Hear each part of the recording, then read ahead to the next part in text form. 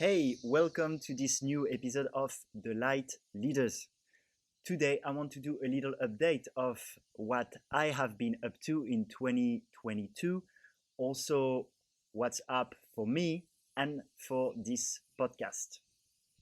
So, you may have realized I've become a little bit less consistent in how much I post on The Light Leaders. And this is because I didn't have as much inspiration for this podcast in particular, because I felt like publishing once a week, I took it like a job, like I had to, and sometimes I wasn't as excited about the guests. I also wasn't as excited about recording in a studio in Canggu, Bali. By the way, welcome to beautiful Bali if you're watching on video. And I really wanted to drink tea in my podcast and have conversations that were more casual rather than trying to be the Joe Rogan or the Tim Ferriss. So in my update, I will share about the podcast update. I will share about my health journey recently, which is going to be more part of the Light Leaders now. And I'll share a little bit also about my purpose and about relationship. That's four things that are really important to me. It's my health, it's my purpose, what I do in the world, it's my relationships and community, and it's also having fun, and it all ties up in that. So the first thing I want to talk about is that I've been falling in love with tea, and I'm also more interested now in podcast where I'm really passionate about what I learn, and that's going to be the Light Leaders, or having podcasts that are more about art, that are more about comedy, that are more about conversational. And that's my new podcast called Ubud on Tea. So Ubud on Tea is a podcast I record in an amazing tea house here in Ubud. It's called Dragon Tea Temple, with my friend Lawrence, with whom we've done a lot of improv comedy. And so we do a show, Ubud on Tea, where we drink tea and have conversations with guests often. And we blend some art and some comedy in the conversations that are also deep and personal development driven, but in a more light way than what I used to do in the Light Leaders. So that's a very exciting project that's new for me, Ubud on Tea, and you can listen to it. Check, the easiest way is Instagram. You go to Ubud on Tea, at Ubud on Tea, or because I know some of you don't like Instagram so much and you have good reasons for it, well, then you can go on ubudontea.com and you'll have all the links. So that's for Ubud on Tea, the new podcast. And when it comes to the Light Leaders, I'm not only doing interviews with people I really want to interview. And that's what's happened with the most recent one with Josh X, who's doing bodybuilding on fruits.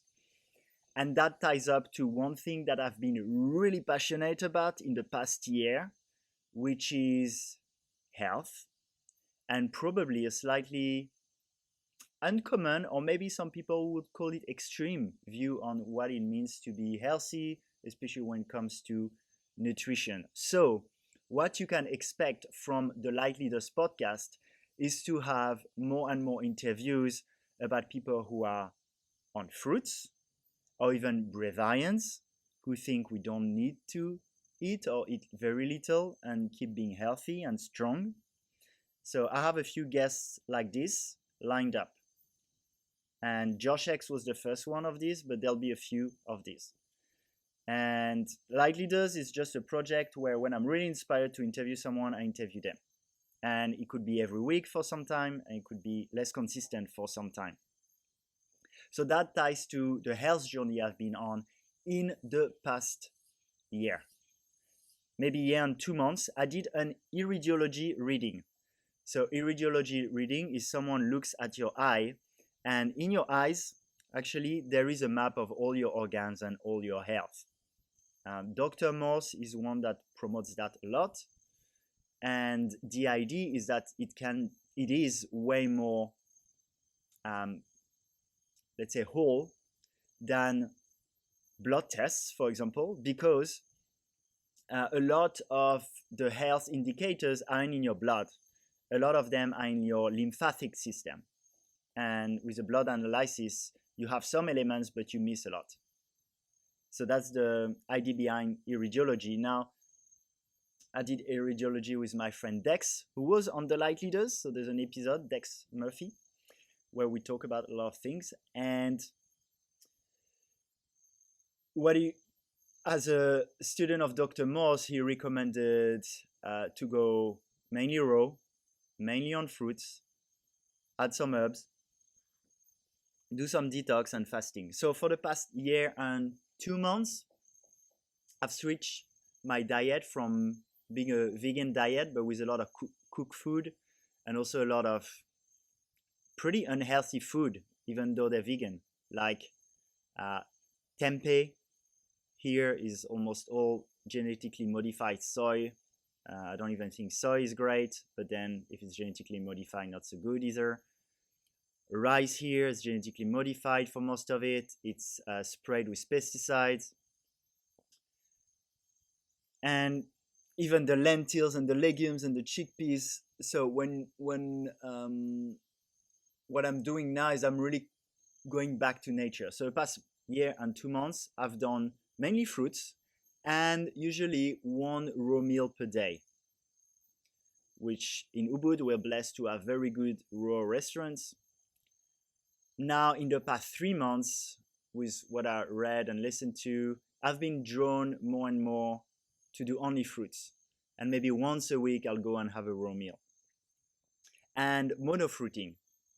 So have 1 fruit at a time and then wait like 30 minutes before if I have something else. The idea behind that is why it makes so much sense to me, because nutrition, like everyone has an opinion and this and that. I'm in an overall movement for myself and my health, which is coming back to nature. And I really value pure air. I really value pure water, which is distilled water now. And I really value how were we eating before we started cooking, before we started moving around, where we're closer to being orangutan or chimpanzees. Well, what makes sense to me, and I think should make sense to everyone, is that the most simple way, and as we come from the tropics where there's a lot of fruits, is that you'd be in the jungle and you just eat fruits. And many things like if you have an abundance of fruits, I don't think like why would you like start hunting and killing an animal? Plus, like we're not lions, we don't like kill an animal and then start eating inside the animal, the organs, all that, right? Like we usually cook it and blend it with salts and a lot of things. So that makes sense to me. I feel good. I sleep quite a bit, and I have sometimes little dips in energy. But overall, I feel way more energy, and I don't feel like consumed by needing to digest, because that's what fruiting is a lot about, is that it digests very easily. So I might do a separate episode, which is longer on that, but basically, I've been on fruit for a year and 2 months, mainly, even more now, and I feel great. And I'm also more careful about the air, the water I drink, being more in nature. So that's been something I'm really passionate about at the moment, plus an interest into, do we even need to eat so much at all, or can we gather a lot of energy from a relaxed nervous system that is connected to source and takes some sun and breath work and pure air. So that's things we're going to be exploring more and more with the Lightleaders. That's also things I've been talking more and more on my Telegram channel, @New Earth on Telegram. I'm very passionate about it for now, and I feel like it's going to keep going. So if you want to follow me on that journey, it's going to be a great place. Okay, so then looking at purpose and one thing I've been talking quite a bit on the podcast that I'm less passionate about is cryptos. I still think cryptos are great, but it comes with a new vision of abundance. To me now, true abundance is breathing pure air, it's simple, nutritious food, even those fruits ideally grown from heirloom seeds that I grow myself, that I've seen grown in the purest soil. Drinking distilled water, even maybe rainwater from a place that's really pure where it's not polluted. And that's my new idea of abundance, and obviously community, but it's more simple. And I've been thinking about money and money systems because I used to be into coaching and into network marketing, where the logic is that was a lot the logic of the beginning of the Light Leaders, which was I want light workers to make a lot of money, so we have more power in the world to create a more beautiful earth. So rather than, I don't know, pharmaceuticals and oil and gas and current food industry and military complex having so much money and making the decisions and having the power of shaping the world, having people who want to treat nature better, who want to help people healers, um, like nutritionists, like people who are really interested in creating um, more harmony with nature, with each other as humans, with consciousness as a whole. I was really interested in helping them have a lot of money so, we can buy land, we can build community, and I'm still supporting that. But there's something for me that felt not in integrity, especially when it comes to making money in the old system, because I think when when we make a lot of dollars, we still really play inside the rigged game. So even if you do really well as a coach, as a network marketer, make quite good money, ultimately, like that money is controlled by the central banks and these kind of powers. And they can just print it. So yeah, you can be a millionaire, but guess what? They can create billions of dollars from one day to another and give it to, like, I don't know, big pharma or this kind. So I think when we do that, we're just participating in the rigged game. That's where crypto comes in. So at least when you focus on cryptos, you can create a lot of abundance for yourself, and at the same time you don't do it within the very rigged game of the fiat currencies. So it's such an improvement. I'm really supporting everyone. I'm like kind of supporting people who manifest their abundance financially with a lot of dollars. Again, coach, network marketing, these things. Like, okay, that's cool. If people are gonna have dollars, I'd rather that it's you because we're more aligned. But I became way more, okay, if you want to manifest the new earth, try and make money with cryptos, because at least you're playing in a field where it's more fair for everyone and where they have less control. So I think it's overall better. But at the same time, the problem with most cryptos is that you can buy them with dollars. So I can become a billionaire selling weapons or cigarettes and then buy a lot of Bitcoin, and then I'm rich with Bitcoins. So it's still an improvement, but it's not ideal. For the communities we're building, we're looking at barter currencies, which is a currency you cannot buy with dollars. You can only earn it through participating in the ecosystem. So doing things that are aligned with the values of the ecosystem. And ultimately, I'm also interested in when people go into higher consciousness and really feel in oneness with the world, or at least with the community, that we just come with an energy of giving, and that the currency is karma. Basically, that we just give knowing that consciousness takes care of us and that we receive. And that's what I've been playing with more recently. Not being so interested in making money, but more in trusting that if I'm aligned with consciousness, it is going to provide me exactly what I need. And so far, it's been pretty good. One example, the podcast. So I I'm less active on the Light Leaders, but the new one is Ubud on Tea. For the Light Leaders, I was earning decent amount of money, especially through Healy at the time. And I was promoting Healy on my podcast, which I think is a good tool for people in the cities, but I haven't used it so much. And again, I got a little bit almost disgusted by some of the network marketing practices that I stopped it like a year and a half ago.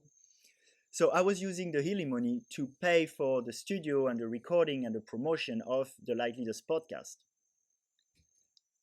What happened when I stopped it and started collaborating with Zest here, which is a vegan restaurant, and the Dragon Tea Temple, which is a tea house, which is the super beautiful tea house that you'll see on the Ubud on Tea podcast, is that I had to be more resourceful, and consciousness brought me these people who also wanted a show, and they've been sponsoring it. And it's great because instead of making money somewhere and then spending it on the podcast, I actually found a very aligned collaboration where they're financing it and we promote their events and some of their products, but it's with pleasure because I love what they're doing. And by doing this, I don't earn money first and spend it. And then using the fiat system, there's a lot of transaction system that's going to take a few percent, then you're meant to pay tax. And then there's inflation on what you earn and then spend. So I prefer to just do that beyond the money. It's way more simple. So that's a good example, and that's what I've been into for more recently. That also ties up into the communities.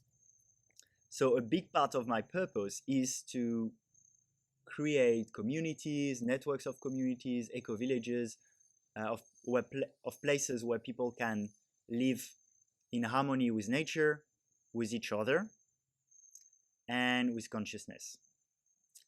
And a big part of it is definitely the nature and the spirituality part, but also when I say with each other, is going towards a more decentralized way to govern, which is a passion of mine, and that ties a lot to cryptos. So for the communities we're building, like we're starting here in the mountains in Bali. It's we're really looking into decentralized governance model, knowing that we also always make sure we're aligned with nature and consciousness. They are bosses, God and Mother Earth. So I think that's a good little update for now. So I wanted to tell you what's up with the podcast. I wanted to tell you a bit about the health journey I've been on and the fruits and more purity. My slightly different vision on should light workers make money and how we create abundance, removing more and more the intermediary, building communities aligned with nature, and also my new podcast, Ubud on Tea. There were, in my life, there's been a couple more things, but maybe I don't think I want to talk about it publicly for now. But I'm always interested in relationships. So obviously what I talked about with community ties to relationship. It's actually amazing when you feel more in oneness with your community, which is what happens in the community in the mountain we do here. The governance is actually very easy because there's not a clash of ego where more I'm talked for myself. I'm aware that the others are an extension of myself, and because they're also in that higher state of consciousness and oneness with me, we just work as one unit to find what makes most sense for the aligned vision that we have. So that's been part of my relationship work, is to always keep in mind that everything is me, and there's no conflict in that. There's only mirrors that I manifest to grow. That sometimes means that those mirrors teach me to have boundaries and keep them away. That doesn't mean I need to say yes to everything, but that means I don't need to have any resistance to anything. They're just teaching. And it's very beautiful when you co-create. It's been the same with my friend Lawrence with Ubud Tea. Seeing that just make things easy, because I'm always grateful for people, even if they have different opinions. So also I've been in the past like kind of 6 months in a beautiful intimate, romantic, however you call it, relationship, and I've been growing a lot from it. It's been very beautiful, and I'm excited about that too. I might share more, but that depends also on the will of my partner.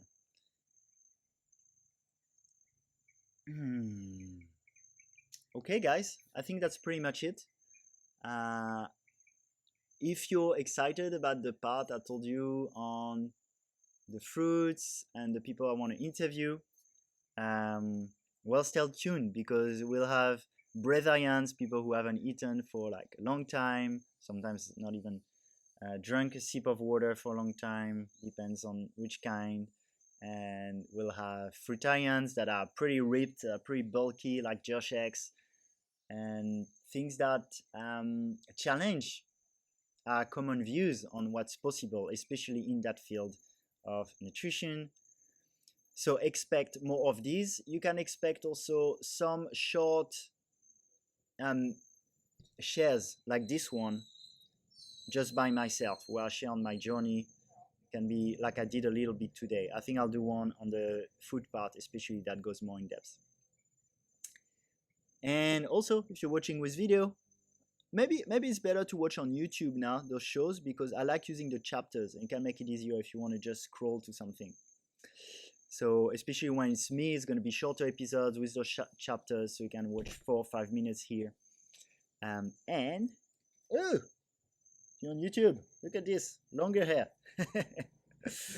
That's the new style. Okay, guys. Thank you for tuning in. Stay tuned for more exciting episodes on what really excites me, which at the moment is what I've shared about. Much love.